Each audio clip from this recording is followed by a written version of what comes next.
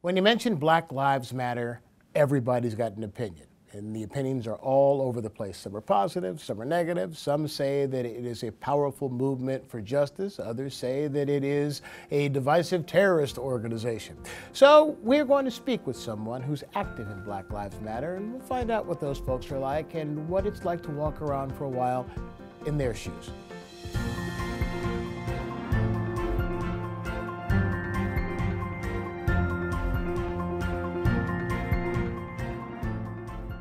Kat is here with us today. Kat has been active in Black Lives Matter since the very beginning. Thanks for talking with us. I appreciate it. Thanks for having me. And you heard in my introduction where I said that everybody has got an opinion, and some say that it is a movement for equality and for justice, and there are others who say that it is a violent terrorist organization or a terrorist movement.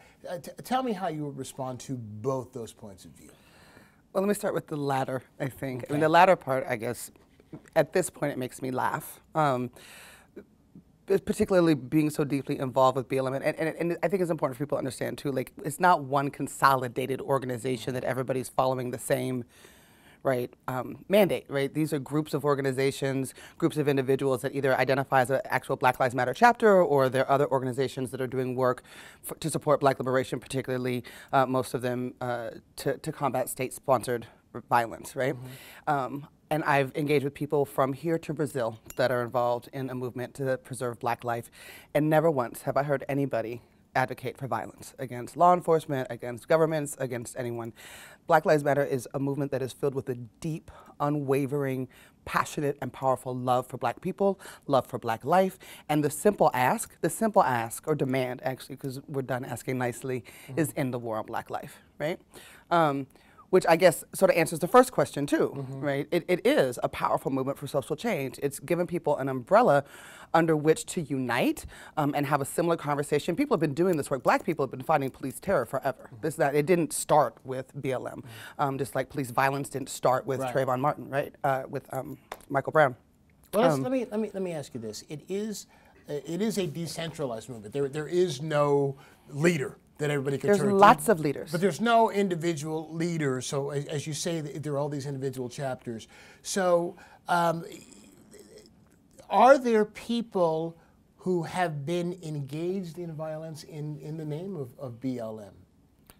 So I'm not saying, no, let me be clear. I'm not saying that you support it or right, no, I understand what you're saying. I'm trying to understand where the people who say that it is a terrorist organization, so for where instance, that comes from. The brother that killed the cops in Baltimore, right? Okay. He actually went out of his way to make sure that everybody knew he was not with any organization, that he was acting on his own in the name of Black liberation.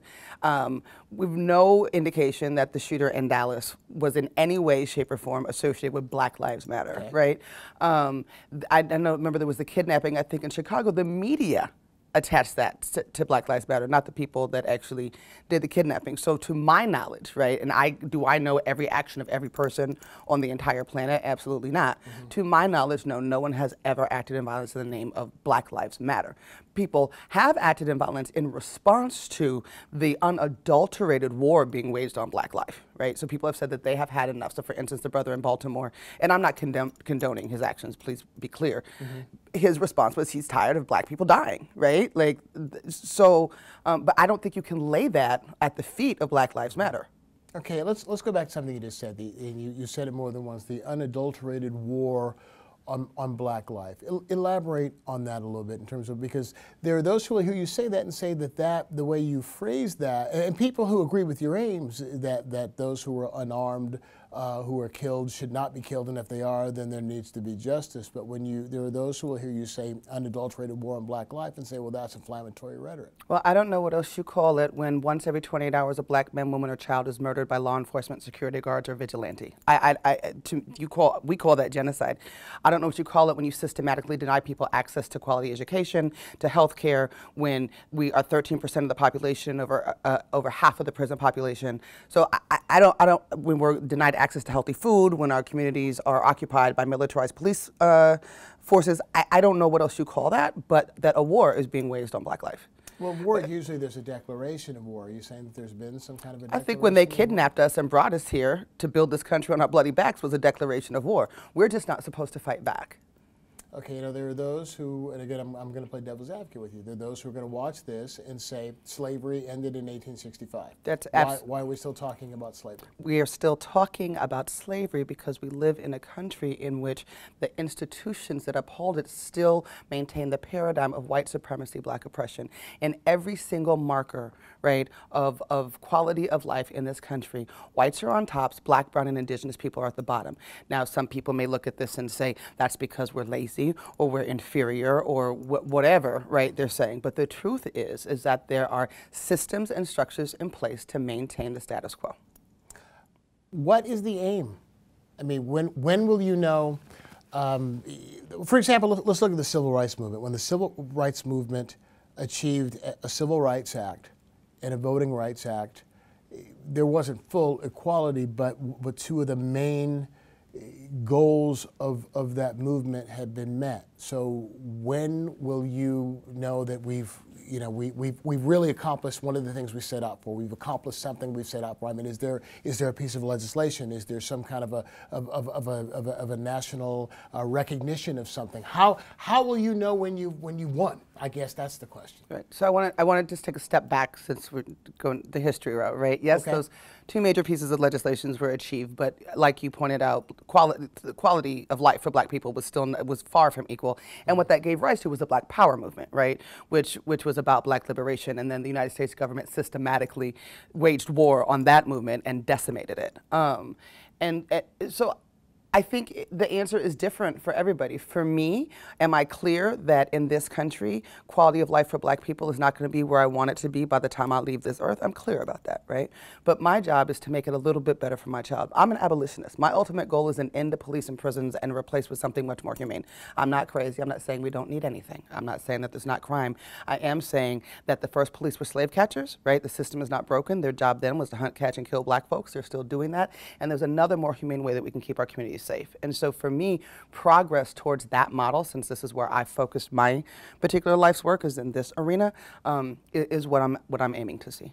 Okay, now how would you respond to those who hear you say that characterizing all police and law enforcement as killers and saying that we don't need, and again, I don't mean to put I didn't say that. I don't mean to put words in your mouth. So if I am misrepresenting what it is you're saying, please feel free to correct me. But those who hear you say things like that, if I'm interpreting what you're saying correctly, and that we don't need them, and we don't need prisons, and we don't need law enforcement, those who are going to listen to that and say, well, that's just a completely radical agenda. How would you respond to that? So the first thing I'm saying is I've never in my life said all police officers are killers, ever. Though there are several people that have tried to say that I've said that, but I've never said that. And I've never ever said that I hate all police. I hate the institution of policing. I take issue with the prison and industrial complex that funnels black, brown, and indigenous bodies into it, most of them for low-level drug-related offenses, then makes a profit at it, prevents them from rebuilding themselves, rehabilitating themselves, and then coming back into society where they can contribute. For-profit prisons being a part of it. Yeah.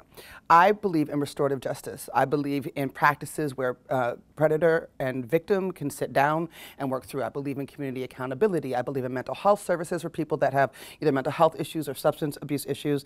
And this was even a journey for me, right? I wasn't always an abolitionist, because for me, I used to say, well, what about pedophiles, right? I mean, we're being vulnerable here, so I'm a survivor of sexual assault, right?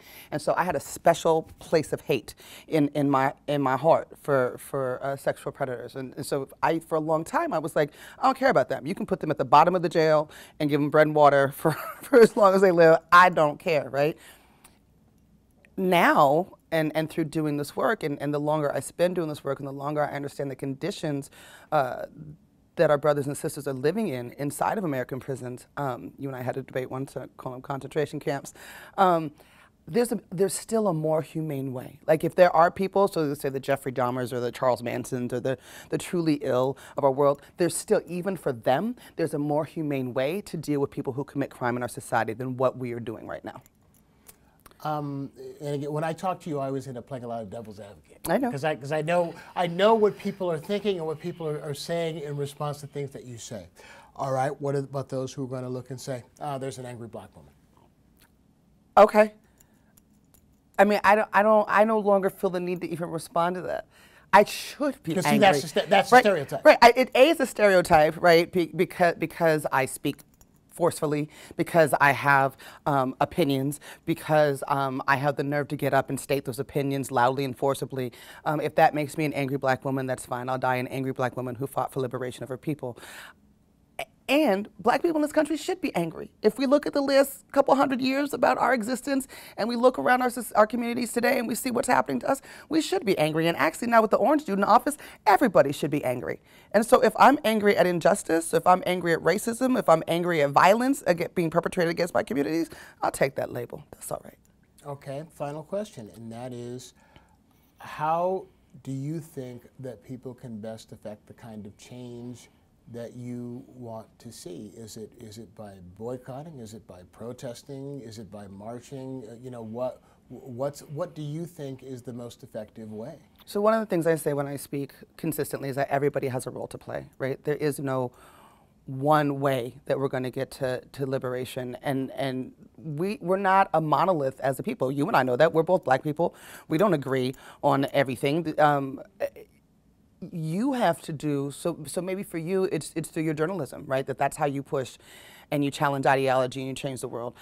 Some people want to interrupt business as usual, right? This idea that as long as it's this country's business to wage war on black bodies, we're going to stop business as usual and force conversations. I believe that the majority of the masses are still engaged in the system, right? They still believe that if we tinker around the edges or if we make the right reforms, that eventually we'll get to where we need to be. So we need to be there with those people. We need an inside, outside, all hands in strategy. We need people to cook food. We need people to build schools. We need people to grow gardens. We need people to write policy. We need people to be radical, right? And force us to think outside of the box. What could 21st century community safety look like? Does it have to be inside of this paradigm, right? Push us to get out of like this rat circle that we've been in for so long. We need everybody. We need people to write poetry. We need people to create art.